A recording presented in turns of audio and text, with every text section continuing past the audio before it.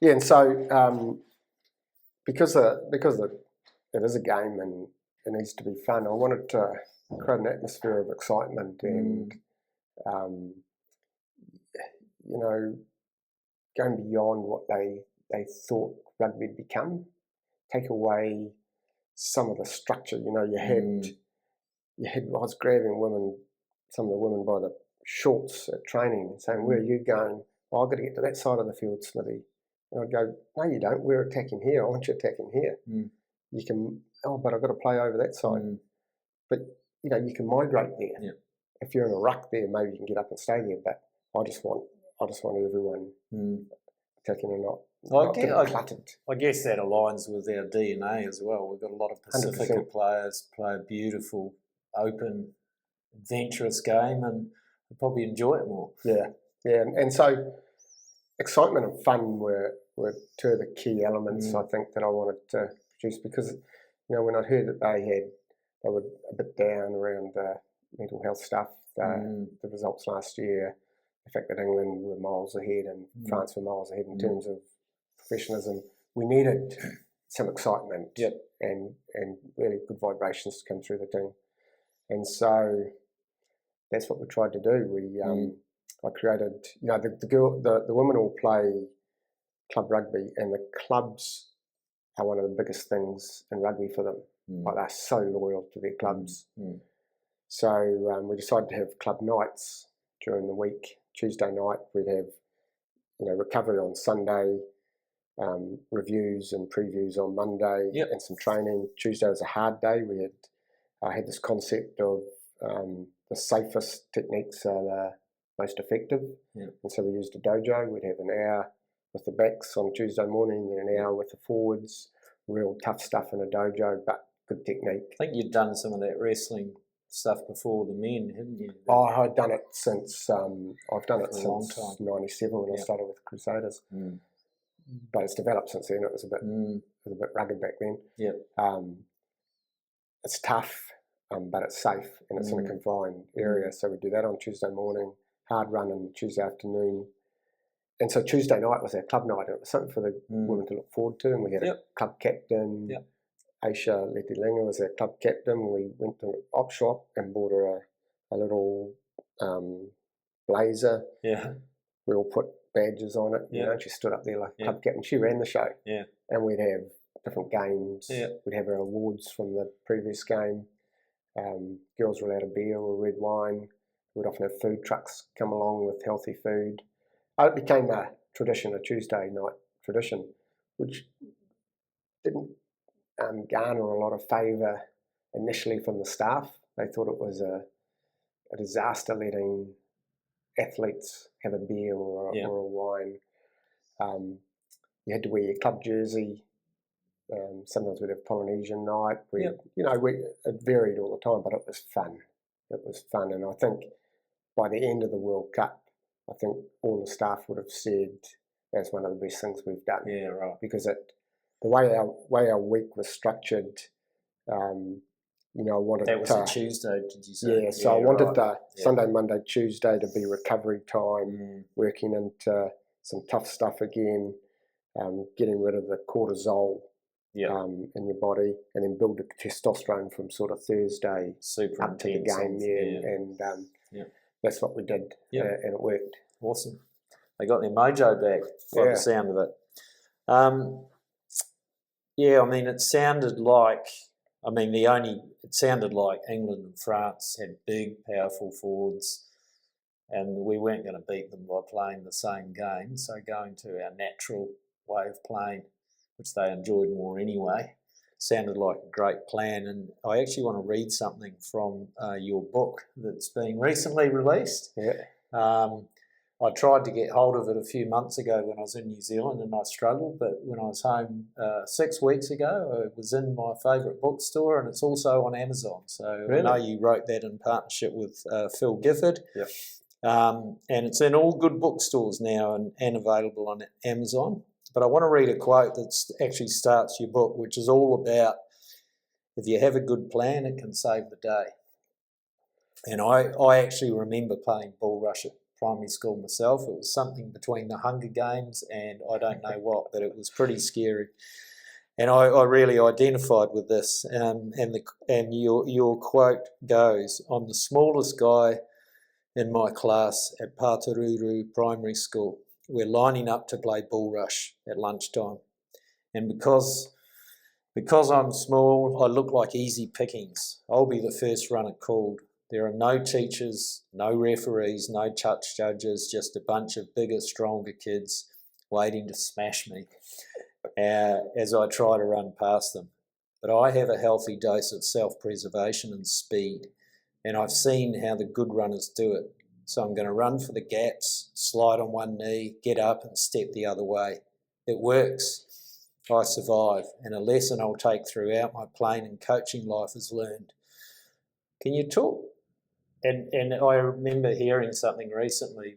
Justin Marshall shared an interaction he had with you when he was struggling with confidence, and there was a similar theme there about just make up your mind, have a plan, and commit. Because even if it's not the right plan, if you're 100% committed, it makes a huge difference. Did you want to talk about, because you seem to be a meticulous planner, you do forensic analysis, but you seem to always come up with a good strategy. Did you want to talk about the importance of planning? Yeah, I think in those early days, my plan was essentially, because I was small, like I played for the All Blacks at 78 kilograms. Wow. Which you'd struggle at today. Yeah. But not a lot of McKenzie's actually. Yeah, he's a good example. Warwick Taylor, who was, I think, the best second five in the world, played outside me, and he was probably 81 kilos. So, we were small on those days. But the first plan was to be fitter than anyone else. I knew that I was never going to be a great at the game.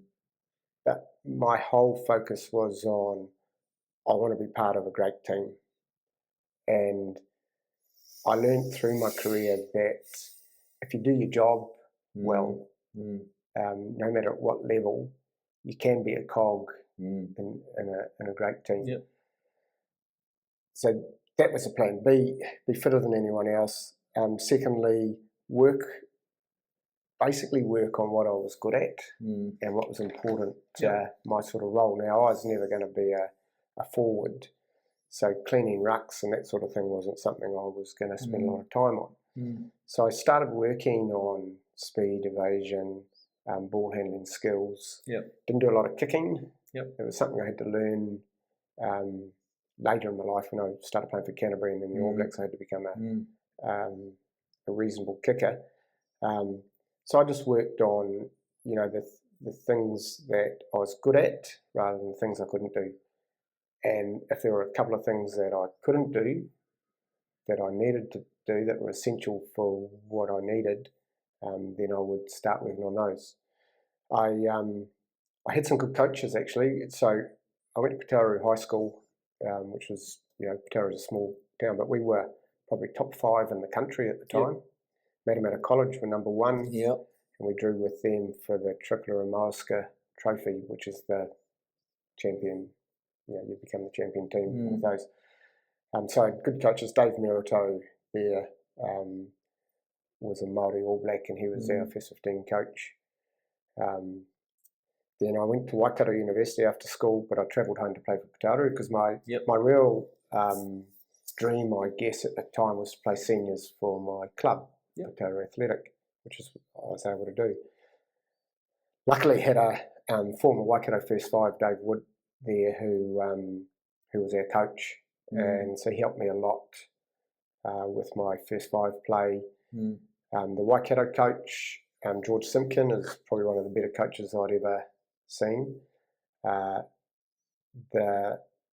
He didn't really rate me as a player, but I really rated him as a coach. And so every now and again I would get invited to a camp with other senior players from Waikato, and I'd watch him with Murray Taylor, who was an All Black at the time, Ross McGlashan, some of the other First Fives, and I'd watch what he was doing. And then I'd take my ball up to Glenshie Park in Pataru, and I would practice what I saw, even if I had to do it against a wall or no one would come up with me to train. I had to do it myself. So I started learning skills through watching what George was doing and applying it myself. And so coming through, I finished my degree in 78, and I was playing for Waikato under 21s, and I'd had a couple of games for Waikato B. I got selected for Waikato provincial team for the Queen's birthday game against Auckland on the Monday.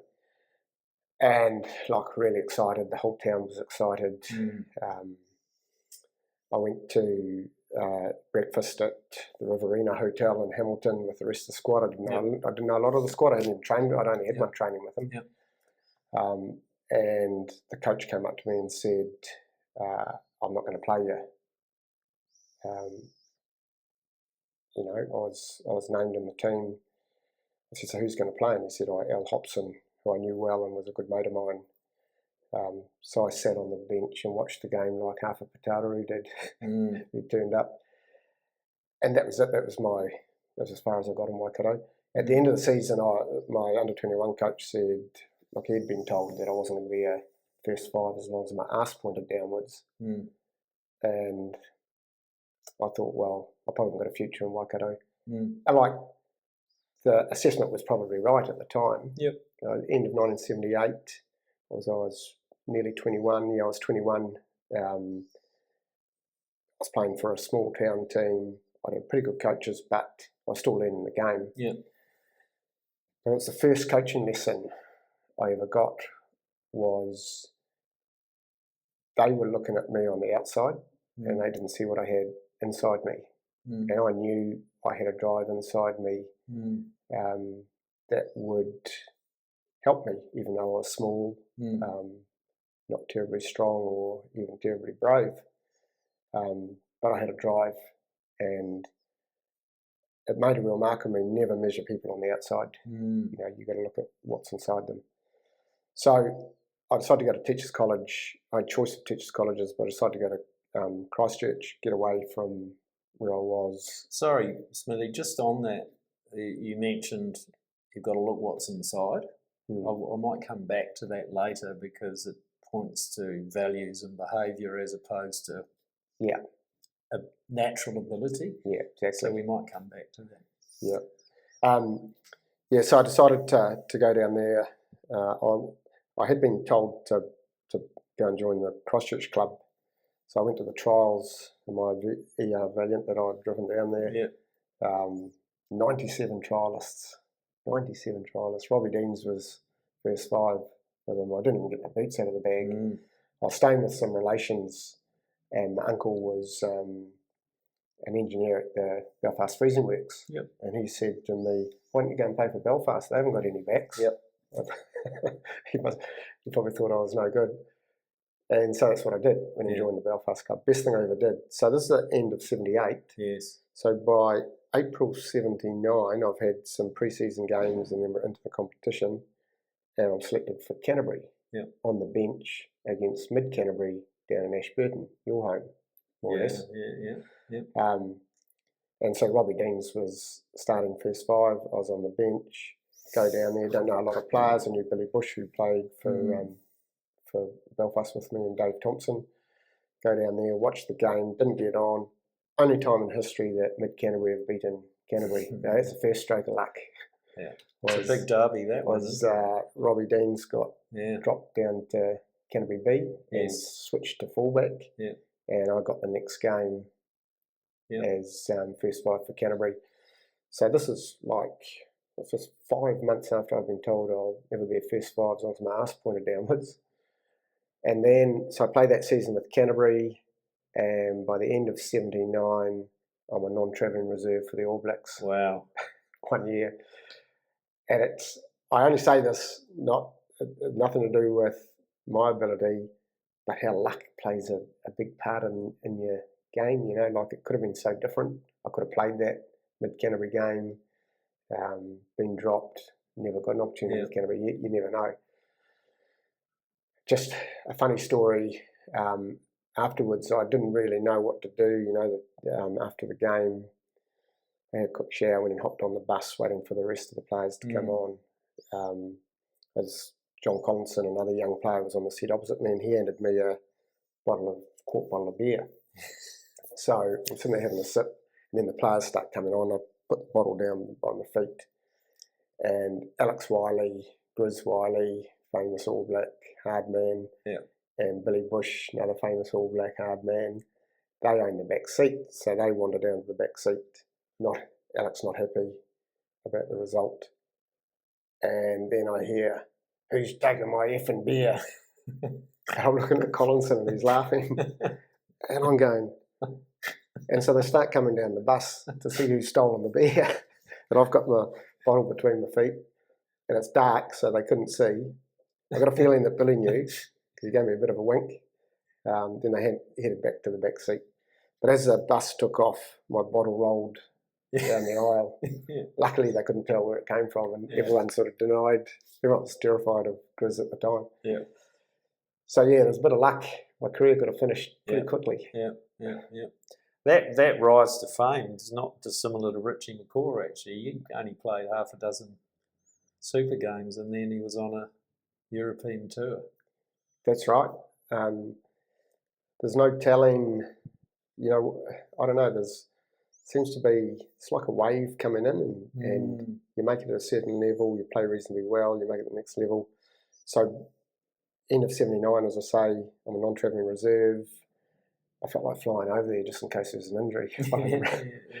And then the following season, the All Black trials are in Hamilton, ironically, my home patch, where I'd been told I was going to be no good. I played for that must have felt good. Yeah, I played for the Possibles against the Probables. Had Mark Donaldson as captain of the Probables playing inside me. We beat our Possibles, and we beat the Probables that day, and head down after a shower and that, head down underneath the stadium into a big room, because they named the team straight away after the trials in those days. And you're waiting there with bated breath, waiting for the names to be called out. If your name gets called out, you go to the left. If your name doesn't get called out, you go to the bar. And it's quite embarrassing. You've got a sort of separation straight away. And my name got called out, so I was an All Black. Wow! All of a sudden in 1980. At that moment, that second that your name was called, how did you feel? Did you feel anything? Were you so it's a bit surreal. Like, I had mum and dad there, my sister Wendy, a lot of Pataru people had come over to watch me play in the trial. You're swamped really with emotions. And for me, it never really became real until I got my first jersey the night before I played the first game over in Australia. I think most guys probably do. But particularly for me, having what I came through, and we started off talking about plan. You never have a plan to be an All Black. You have a plan to be the best you can be and to contribute as well as you can to the team. And my whole All Black career was about that. Was about how do I contribute? How do I, in the All Blacks, you get up every day to be the best in the world. Doesn't mean you're going to be best in the world, but there's nothing stopping you living the behaviours of the best in the world. And that's what I was trying to do. Is that the habits of greatness that exactly. Dave Galbraith talks about? And I didn't always know what they were. I had some inklings, but it's something I found through my career that you never really get on top of it. That a growth mindset means that you're always learning. That there are diverse people with different ideas out there. That can help you come up with different solutions to what you're doing. And I wasn't at that point. I was an All Black. I was a reasonable player. You only had one coach back in those days, and often he wasn't really a coach. It was more sort of a manager coach. But a lot of good people. I had about 4 or 5 different All Black coaches. Brian Hall was my last one, and he was probably the first real coach that I had that took the team while I was in it. But because they coached by themselves, it was often, particularly when I got a bit more experience, it was often Smithy, you take the backs away, and Andy Dalton or Graham Murray, whoever was head coach, you take the forwards away.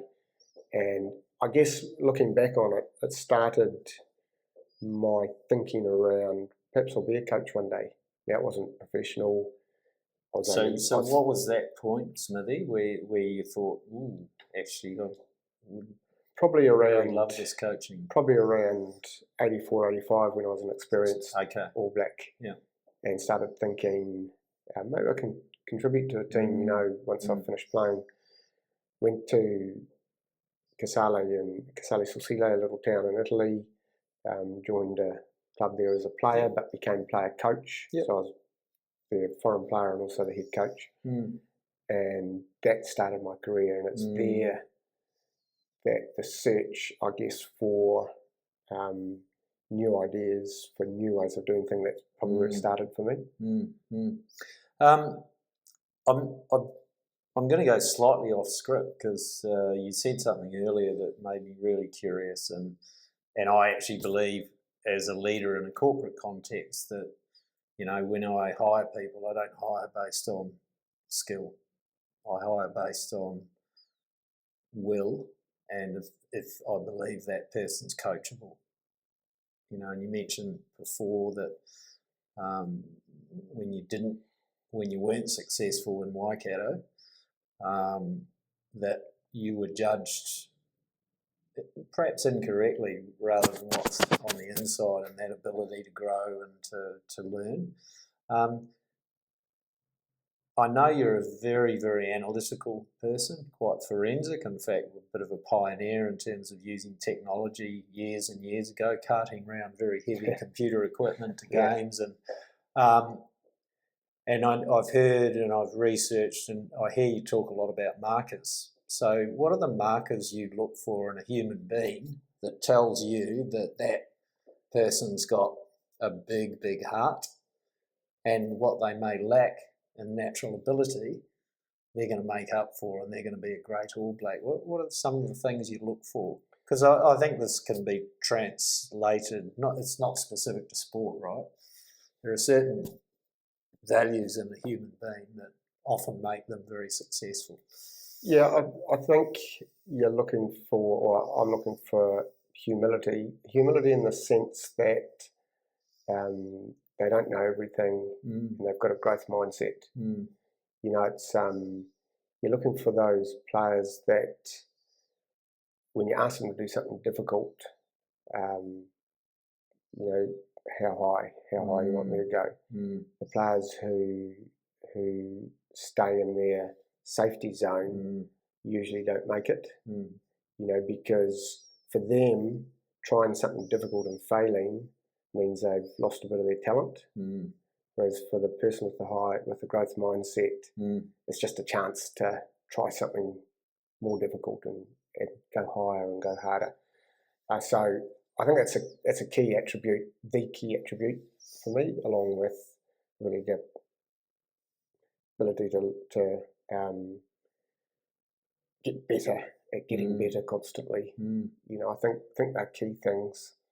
I heard something recently, again with Dave Galbraith. He talked about this analogy of singing at 110 decibels, and he actually then made the point. He said I can draw a direct correlation to those that are willing to sing at 110 decibels and the level of potential they will unlock in their life.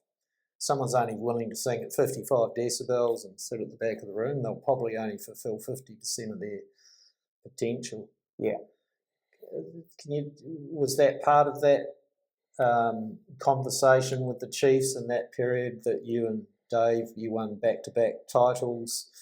Was a lot of that about bringing out that confidence and that belief? 100%. If you remember back to those days, you know, when Dave and I started with the Chiefs, and with Tom Coventry and Andrew Strawbridge along with us, Stu Williams as our manager, we didn't even have a base. Yep.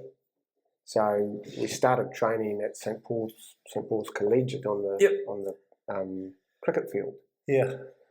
We had a little pavilion as our base, and it wasn't looking bright. This was November 2011. So we had to find a base pretty quickly. The union, the chiefs owed $650,000. A lot of that was owed to council through rent of the field, of the stadium where they had a base. So we had to try and find somewhere to put ourselves on the smell of an oily rag. By the 25th of January, and this was November. Tom Coventry's dad was a caretaker at Ruakura Research Station. He'd contact Tom to say, look, there's an empty meat warehouse here. Yeah. Maybe you could start using that. So we went and had a look at it. Dave Rennie's got a great imagination, and we're walking through, and he's saying, oh, we could have the gym the training area could be down here, the gym, we could have some like a rehab area up there. We'll put all the coaches into that area there and create a little office, and started looking at it.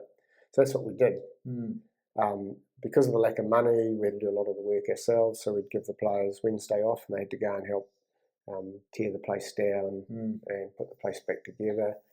We had a builder like Richard Kahui in the team who was really helpful. We had other people with trades. Trish came in and helped paint. Stu Williams had he'd broken into a locked up milking shed that was no longer used, and it was full of whiteboards and desks. And I think he found all this grey paint, looked like navy paint. And so we painted the place grey. And so on the smell of an oily rag, by 25th of January, we were able to move in. Sounds like a real family type. Yeah, it was phenomenal as well. It was phenomenal, and from nothing, we ended up with everything. So we ended up with players who were prepared to give more to growth mindset, because we were forcing a game. We didn't have a lot of stars, so we were forcing a game that was going to fatigue other teams, so we got fitter than everyone else. We used some of the best scientists in the country to help us.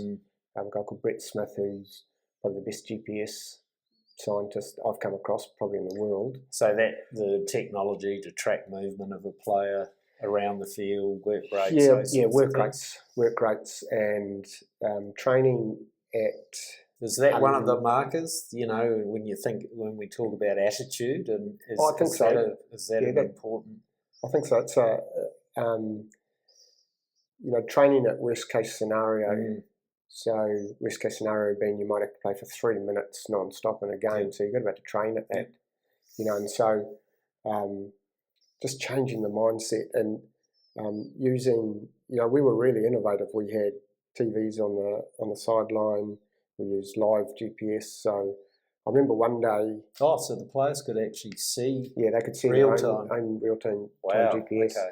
And I saw after one of the early games, I looked at our tight forwards to see how fast we were going in defence. And I saw some of them only doing 4 metres, 4 metres from here to that door of high-speed running in a minute of defence.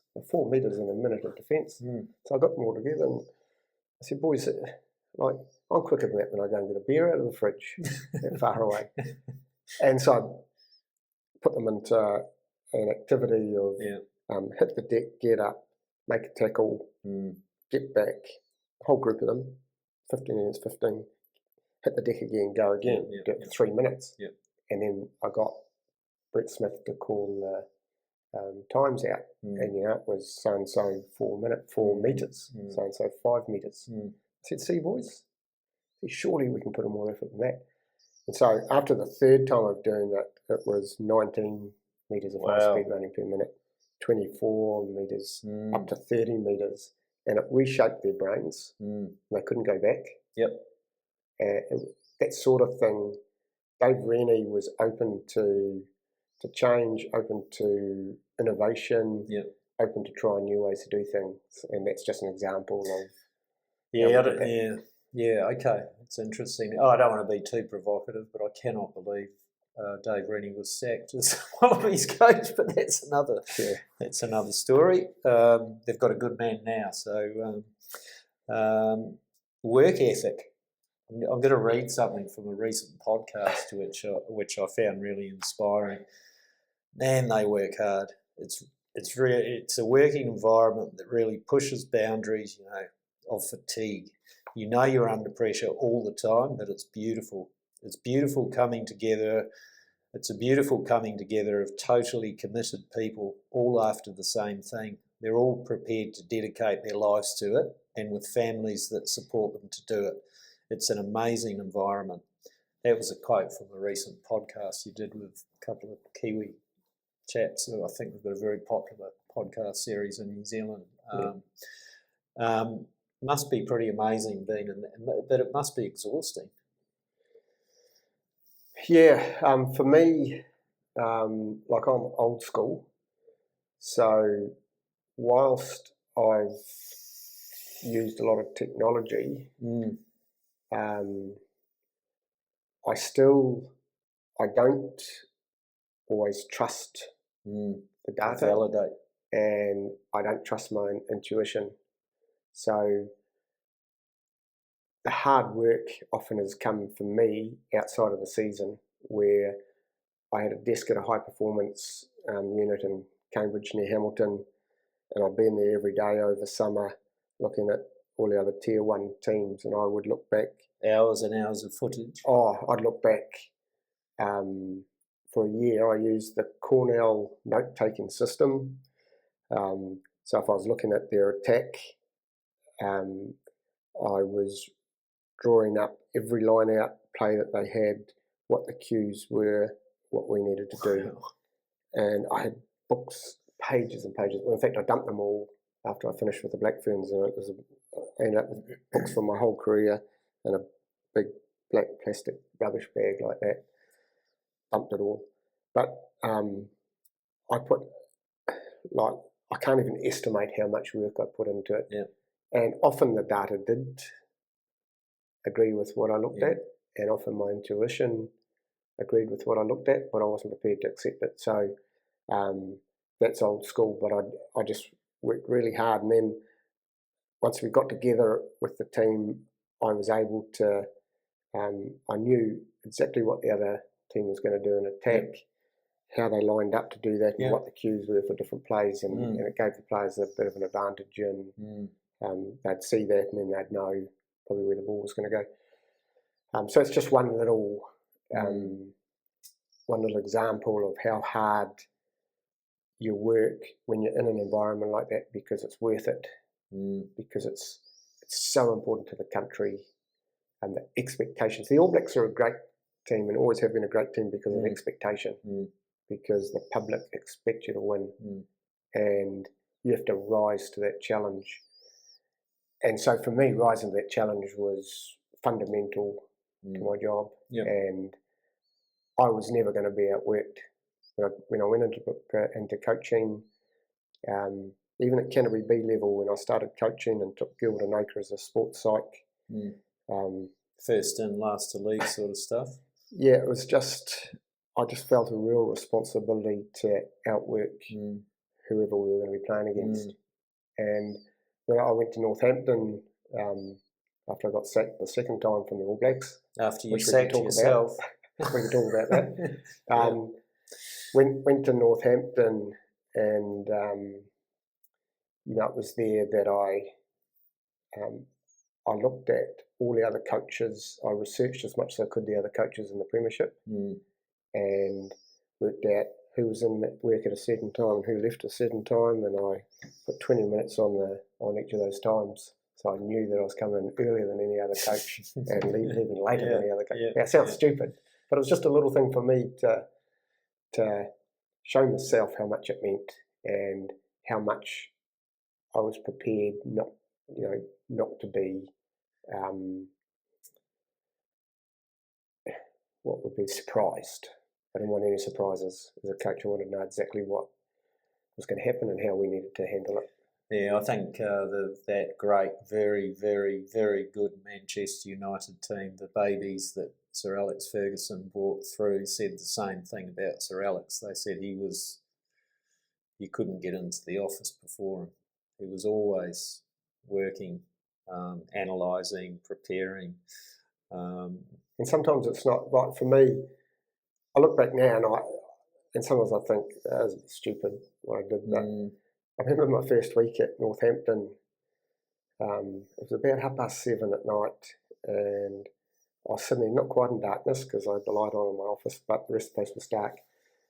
And then I see this torch come in the corner, and it's a security officer thinking someone's broken in, shine a light on me. I said, no, it's okay. You'll get used to this. Yeah, okay. So you mentioned Northampton, and I probably slightly disrespectfully said just earlier that you sacked yourself from the All Black job, but and I did read about that in your book. That when that you put your hand up and said maybe I haven't done everything 100% right, and it sounded like the people that were making that decision were pretty old school, and they saw that as a sign of weakness. And but sometimes, I sort of, having watched that Women's World Cup victory, for me that was, in a lot of ways, the best, because it was almost like all that scar tissue, all those lessons learnt before, you had this, and not many people get it in sport, you had that opportunity to actually learn from all of that, and then ask for help. Sounded like you brought in a whole bunch of great, Sir Graham Henry, and just mobilised this amazing team around you. But going back to that decision by the rugby union when you were head coach to sack you, and then obviously you went to Northampton. It sounded like Trish and the family loved it, and it was a good opportunity to maybe just less pressure, less profile, just to take stock. And it sounded like you had a wonderful couple of years there.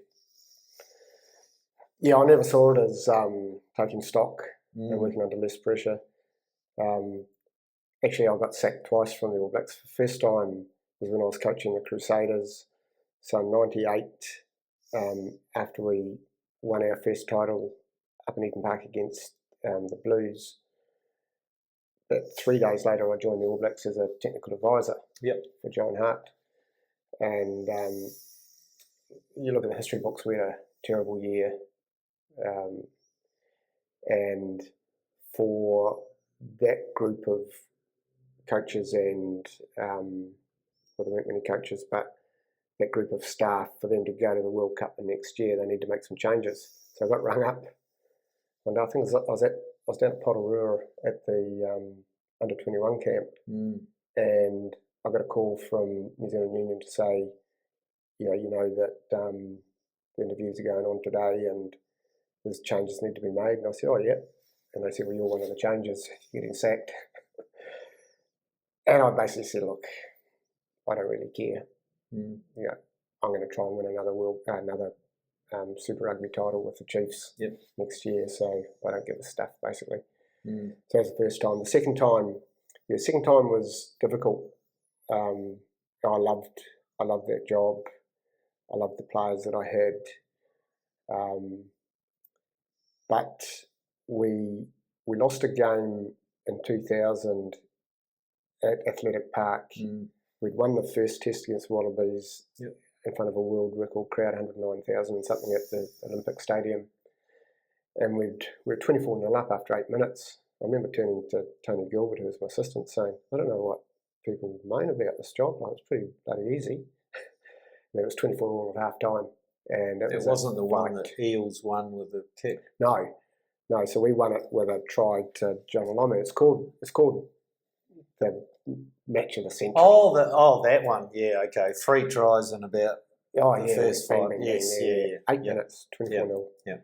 I remember. Anyway, then we go to Athletic Park. So we've beaten the Springboks. We've beaten Aussie. We're into injury time. Great game of footy. Into injury time.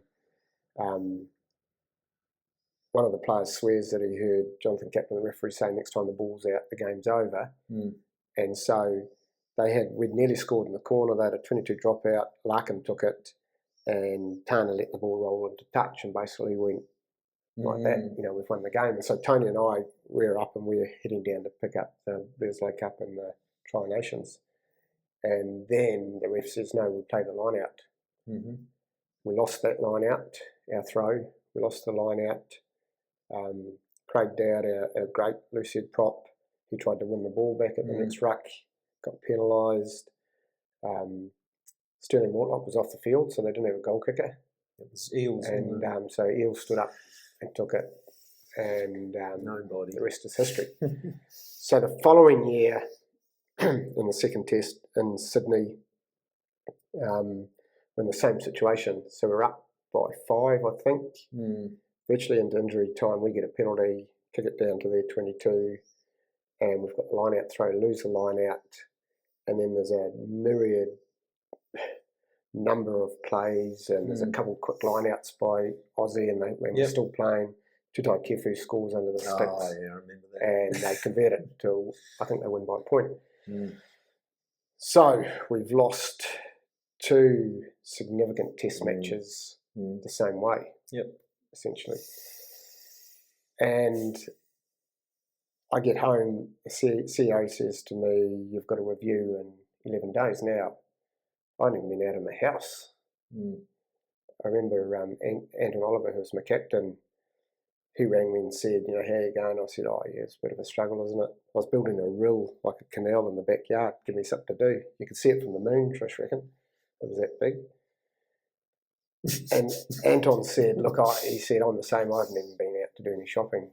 I'll come up and see you. So he drove up from Dunedin to Christchurch. Norm Maxwell came round, Greg Feek. And, we decided to start living again. Went down to the local pub and had a beer with the locals. And then I had this review from a panel of really esteemed older rugby guys that I have huge respect for, huge respect. And so during the review, I had to take responsibility. I was head coach. We'd lost 2 games the same way, and I wasn't prepared to hide. And at a certain point,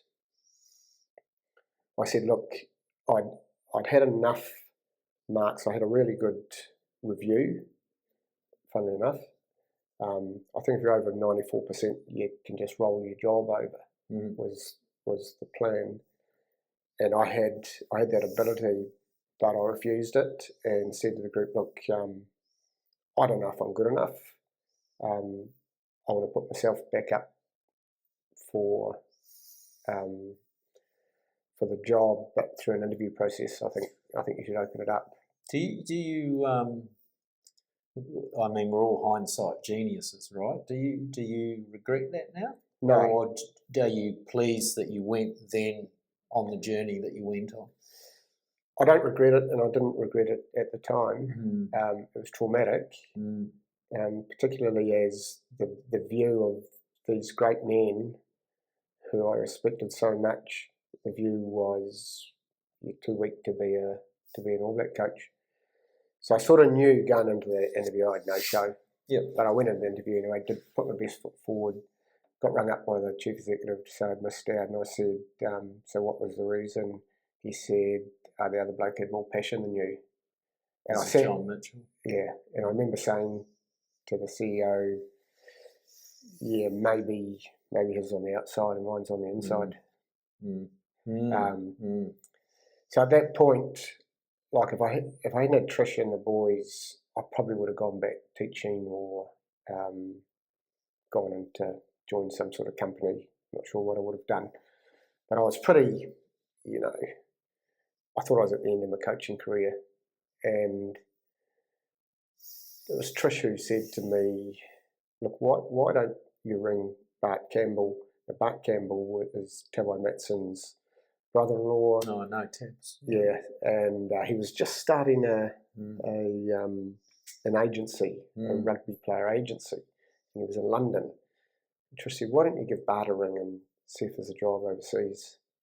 So I sort of ummed and ahed, and she really pushed me, drove me to do it. And so I gave Bart a ring, and he said, "Look, Smithy, I'll give me 24 hours and I'll come back with some options," which is what he did. And one of the options was Northampton. So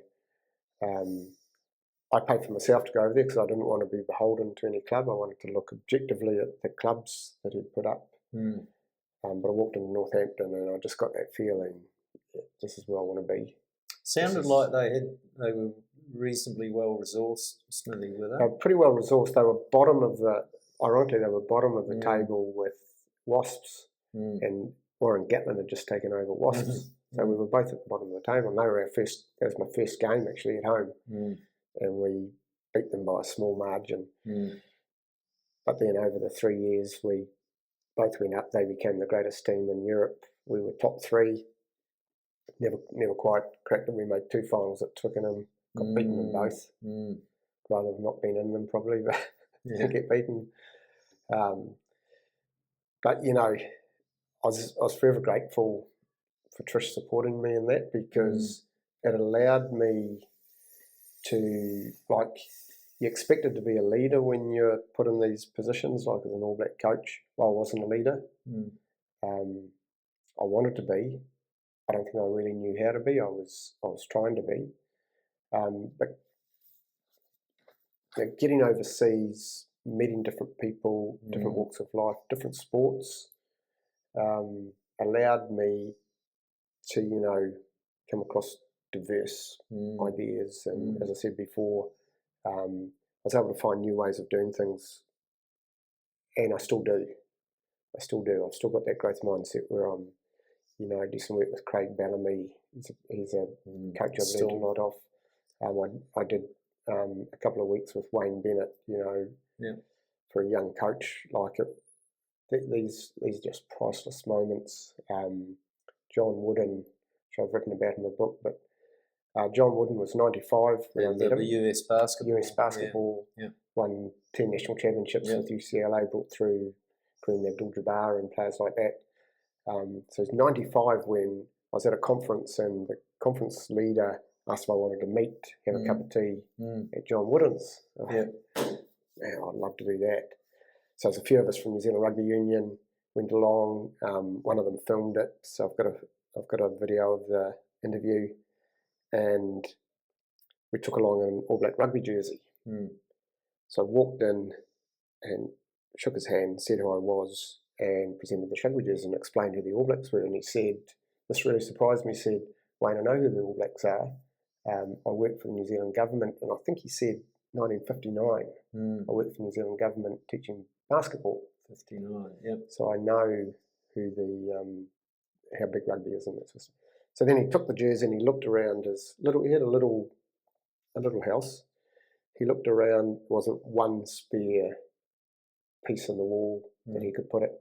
So he went and lent it, and put it on the ground and leant it against the wall. It was right underneath Mother Teresa's signed photograph. Wow. Always beautiful. So, and so meeting someone like him, I had this great conversation, and what I really wanted to know was, because he, in all his books, he'd implied that it's how you run the race that counts, not winning it. And so I wanted to test the theory, and I asked him, so John, on those 10 championship finals, for that last time out, you know, it's normally a minute or two before the end of the game, what did you say to the team? And I imagined whiteboard, X's and O's, you go there, you fake there, and you're going to score the winning goal.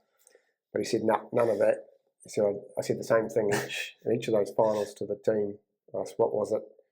He said, I told them, when the final whistle goes, don't make fools of yourselves. Yeah.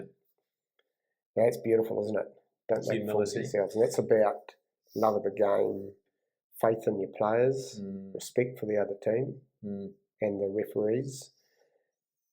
And it talks to the heart being as important about leadership as the head. and I love that. It's been one of the big things in my life, I think, was that conversation. Yeah, and I as a Kiwi, I feel very proud to be associated with a team that puts values ahead of, the saying of we don't want better All Blacks, we want better human beings or better men. Yeah. And that seems to kill the egos.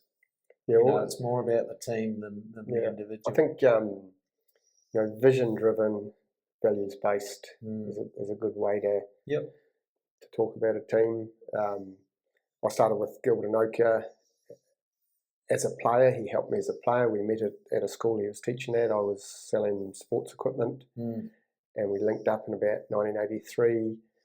I was a running 10, so my games often were like that. Sometimes I'd have a good game and sometimes I wouldn't. I wanted to even out a wee bit. Yep. And he helped me with that, got me into visualisation, some goal setting, that sort of stuff. And so I started coaching at the end of my playing career. I coached Canterbury B. And I took Gilbert Anoka on as my assistant coach. I actually took him on as a masseur because I couldn't explain to the union that I had a sports psychologist working with the Canterbury B team. Yeah. So he was my masseur, and I had John Mills, a great hooker who played with the All Blacks with me. He was my forward coach. Yeah. And we had exercise books like your one here. The players would make notes every training night. We'd have 20 minutes with Gilbert. They'd make notes at the front. We had a what ifs section in the middle of the book. What if this happens? What are you going to do? What if the bus breaks down on the way to the game? All that sort of stuff. Yep. Then a glossary of terms at the back of the book. And this is in 1988. And then in 89, the union, I was coaching Canterbury Sevens up at the national tournament. And Gilbert was with me. And the union, I think, caught on to the fact that he might not have been a masseur. So I had to tell him to get some oil and rub these boys while the board member they set up was sitting there watching. So I shot over to the convenience store over the road and came back with some peanut oil. I said to him, I want you to rub them, not fry them. Anyway, he rubbed away, and I think the guy went back and reported to the union that he's clearly a masseur. So we got away with that for a while. Yeah. I can't remember what your question was now. No, well, it doesn't matter. Vision-driven, values-based. Vision-driven, values-based, but part of it was actually about adversity. And, when I'm working with people around growth and development and potential, it's often worth doing a bit of a timeline of your life and mapping your highs and your lows. And what's always interesting is the very, very seldom highs are not preceded by going through a very tough period. And that victory with the women in the Rugby World Cup felt like you'd gone through some tough stuff. You'd managed to keep going. Yeah. Fight another day, as Mark Broadhurst used to say to us at Lincoln and Plain League. One more round, boys. One more round. I think what defines greatness is the ability to lick your wounds and go again. And it just felt like that women's thing was where everything came together for you. You'd learnt so much. You knew how to assemble the right people around you, to ask for help. Yeah. And you made that amazingly ballsy declaration that we're going to win. Yeah. It just seemed like those click, everything came together and it went well. Yeah, I guess, I mean, it always looks like that from the outside. It's never quite that easy. Yeah.